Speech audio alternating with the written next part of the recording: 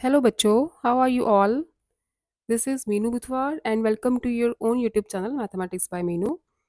तो हम कर रहे थे आईसीएससी क्लास 9 की जो कैंडिड फिजिक्स है उसके यूनिट 4 चैप्टर नंबर 1 के न्यूमेरिकल्स पार्ट 1 किया था हमने।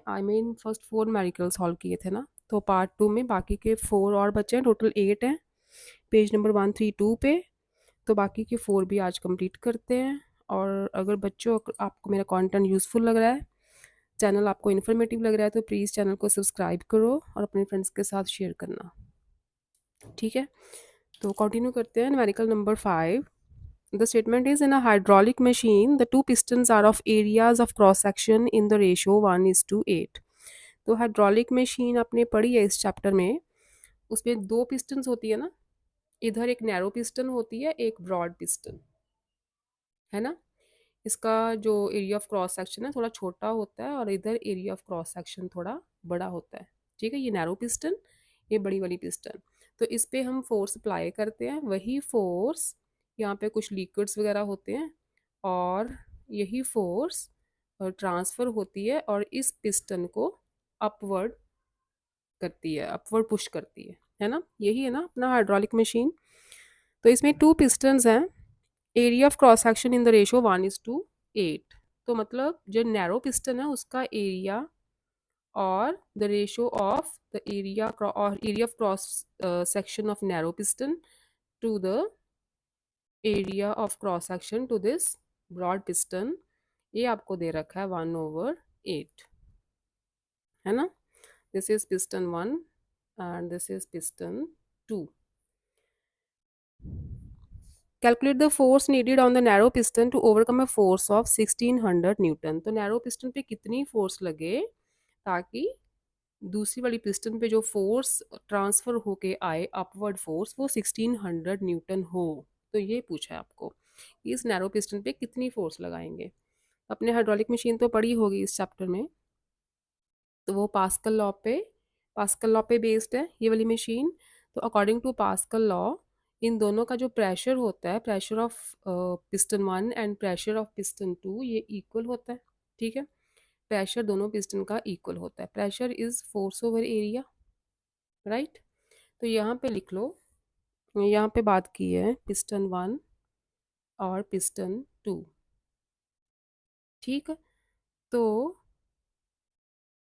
Pressure is equal to F1/A1, force over area, और इसके लिए प्रेशर होगा F2/A2। आपको गिवन क्या क्या है, A1 A2 की रेशो गिवन है और F2 गिवन है।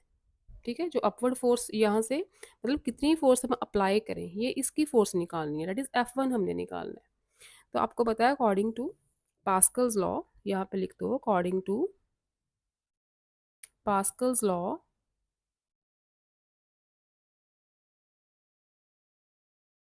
F1/A1 F1/A1 is equal to F2/A2। दोनों पिस्टन्स का प्रेशर इक्वल होता है। ठीक है, तो यहाँ पे हम F2 जो है ना F1 के नीचे ले आते हैं, F1, और थोड़ा सा एक्सचेंज करी पोजीशन, A1 इधर ले जाओ, क्रॉस मल्टीप्लाई करके। आप ऐसे भी कर सकते हो, पहले क्रॉस मल्टीप्लाई कर लो फिर इनकी पोजीशन चेंज कर दो। ठीक है, F1/F2 is equal to A1/A2 हो जाएगा। F1 आपने निकालनी है, F2 इज गिवन 1600 न्यूटन, दूसरी पिस्टन की फोर्स गिवन है, A1/A2 is given 1/8। Cross multiply करो, 8 multiply F1 is equal to 1600। तो कितनी फोर्स हम फर्स्ट वाली पिस्टन पे अप्लाई करेंगे, दैट इज 200 न्यूटन। ठीक है, इस पिस्टन पे 200 न्यूटन की फोर्स अप्लाई करेंगे।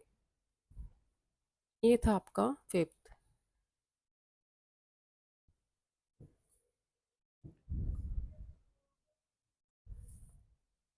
सिक्स देखो next. What is the length of water column that corresponds to the same pressure as 76 centimeter of mercury column? Okay, तो इसमें लिखा है कि मरकरी होता है ना, mercury thermometer, mercury barometer, sorry, mercury barometer की जगह पे अगर हम वाटर ले लें तो अ, हाँ, मरकरी बैरोमीटर की जगह पे हम वाटर ले लें तो लेंथ ऑफ वाटर कॉलम, मतलब एच की value in case of water क्या होगी, to the same pressure as 76 centimetre of mercury column. Pressure same रखना है आपने, ठीक है, कि मरकरी की प्लेस पे वाटर लिया जाए अगर बैरोमीटर पे, तो हाइट में क्या चेंज होगा।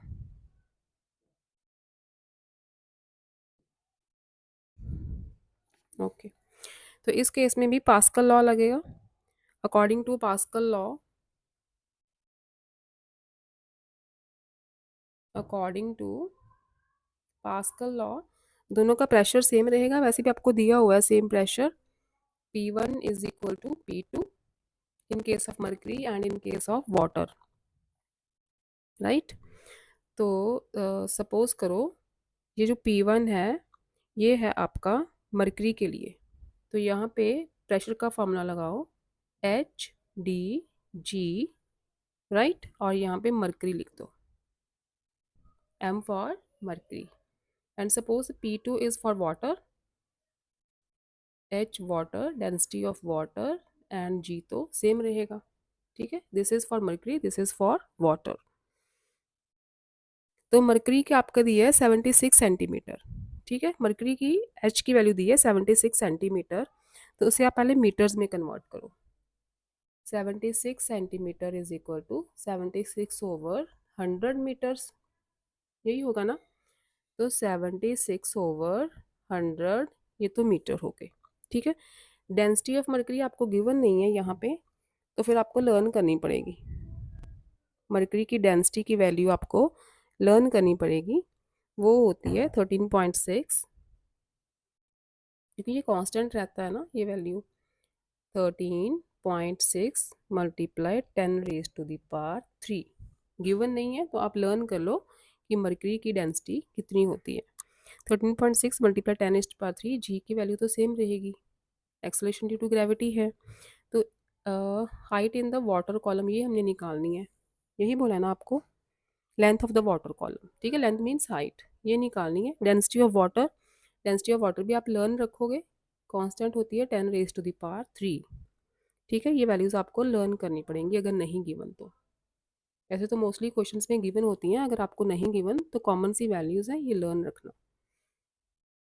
ये आ गया, जी जी तो कैंसिल हो रहे हैं, आपको एच डब्ल्यू की वैल्यू चाहिए, ठीक है, लेंथ ऑफ वाटर कॉलम। तो ये 10⁻³ इधर आके हो जाएगा डिवाइड, 13.6 इंटू 10⁻³ इसकी वैल्यू निकालनी है ना, तो 10⁻³ डिवाइड कर दो, ठीक है, ये तो कैंसिल हो गए, तो ये आ जाएगा 13.6 मल्टीप्लाई बाय, अगर डेसिमल लगाएं तो 0.76, राइट।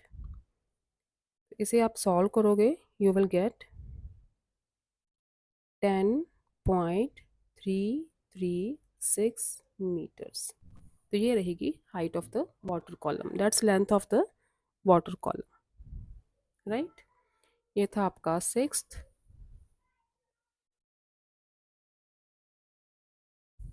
सेवन स्टेटमेंट देखो next, pressure in the water pipe at the ground floor is 340,000 pascal.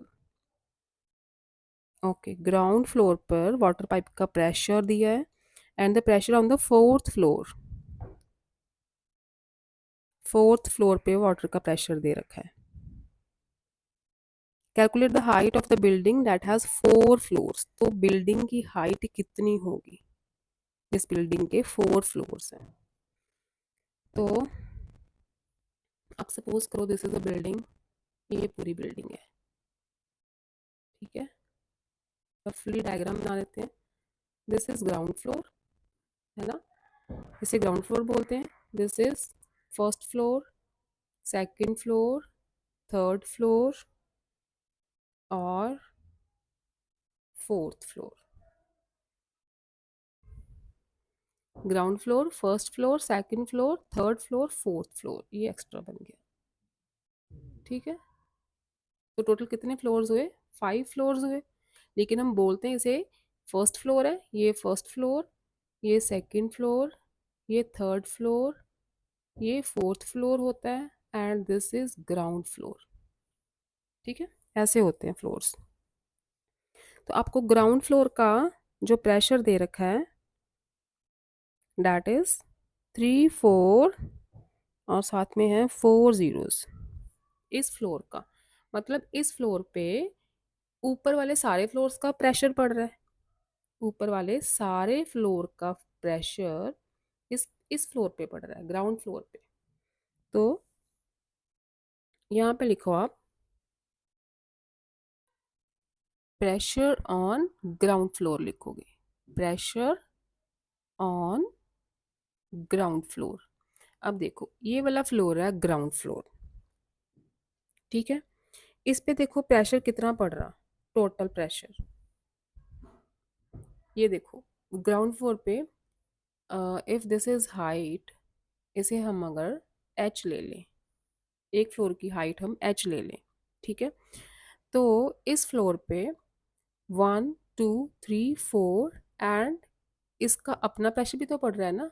इसका मतलब इस पे जो टोटल प्रेशर है ग्राउंड फ्लोर पे वो 5 टाइम्स प्रेशर है एक फ्लोर के कंपैरेटिवली, है ना। तो इसका जो प्रेशर है ना on ground floor that is 5 into HDG, where HDG is the pressure of one floor. ठीक है, तो ये 5 टाइम्स रहेगा, 1 2 3 4 5 H आ रहे हैं ना यहाँ पे, तो 5 टाइम्स ये प्रेशर रहेगा ग्राउंड फ्लोर पे। तो आपको दैट इज आपको 5 टाइम्स HDG की वैल्यू दे रखी है 3 4 1 2 3 4 पास्कल्स। ठीक है, और आपको दिया pressure on the fourth floor. अब फोर्थ फ्लोर कौन सा है? This one, fourth floor is this one, right. इस पे कौन सा प्रेशर पड़ रहा है? इस पे सिर्फ उसका अपना प्रेशर ही पड़ रहा है। ग्राउंड फ्लोर पे तो सारे फ्लोर्स का प्रेशर पड़ रहा था, लेकिन फोर्थ पे उसका अपना ही प्रेशर पड़ रहा है। इसका मतलब यहाँ पे हम H लेंगे, ओनली 1 H। तो यहाँ पे लिखो pressure on fourth floor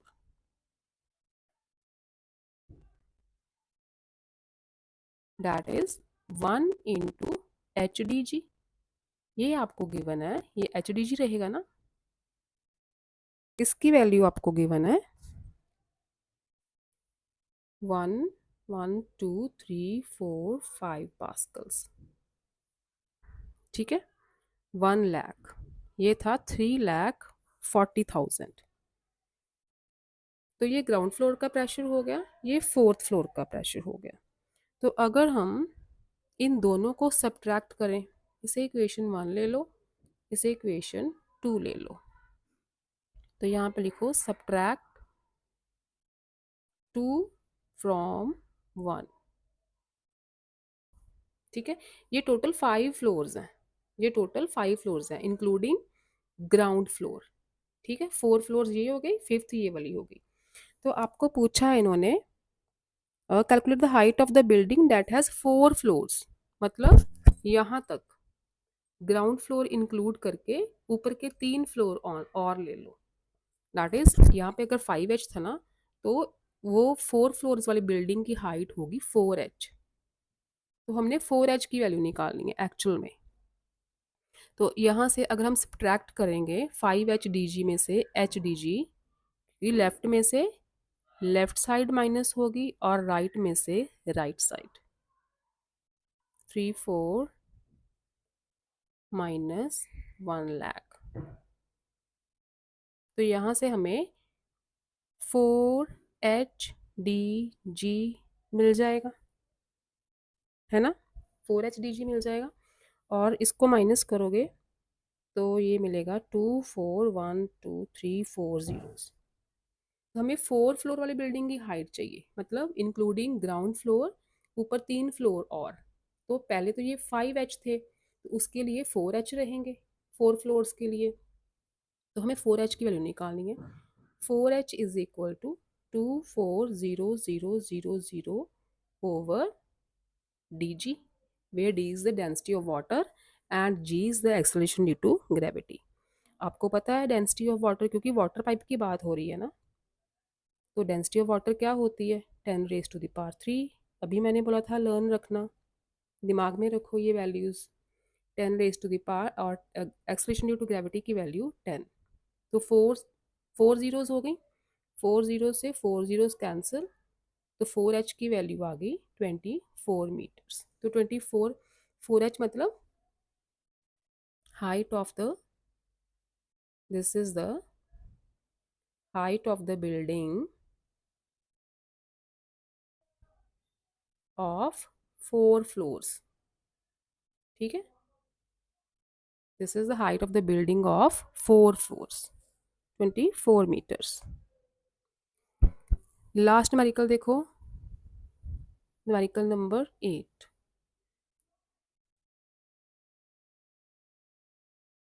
Calculate the pressure of water in the tank placed on the top of a building of 16 meter height।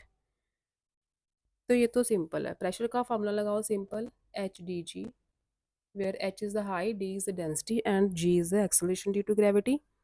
Height आपको 16 दी है, डेंसिटी ऑफ वाटर होती है 10⁻³ एंड जी की वैल्यू 10। ये हो गई 16 इंटू 10⁻⁴ पास्कल्स।